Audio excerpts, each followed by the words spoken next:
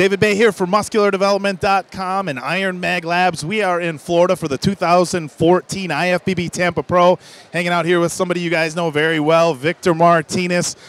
Victor, we've only seen you on stage one time so far this year, a solid 4th place at the Arnold Classic and a really competitive lineup. The big question with Victor right now and the guys on the boards is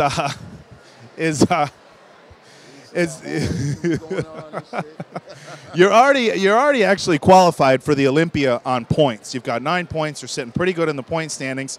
But we know a lot of guys don't want to just go on points. Talk to us a little bit about your decision to come here to Tampa just 6 weeks out from the Olympia. Well, first of all, what's up, MD fans out there? You know, love you, straight from the heart. You got to understand, yes, I qualified by points, but being on the Olympia stage and being competitive on the Olympia stage, points was just not enough for me. You know, I wanted to be a contender, and after being in the Olympia so many times, you know, being top 2, top 3, you know, I wanted to be that contender again. And in order to be that contender, you have to go in with a win, and this is why I'm here. You know, to bring in that win, make myself that top 6 contender, and bring it on. You know, MD all the way. Obviously, a 4th place finish at the Arnold with the way that lineup looked. Dennis Wolf, Sean Roden. You got to be pretty happy with that. But as a contender, obviously, you're looking to always come out as the winner. Did you make any changes? What differences can we expect to see here in Tampa than we saw in March earlier on this year? Well, the only changes I made was I just added more time. You know, from the New York Pro last year, that was only 4 months of training. From New York Pro to Olympia, that was barely a year. So for the Arnold, that was just a year later from training. This is a 1.5 years later. So it's basically time. You know, the only way you get better in this game is time, and that's what I'm putting in.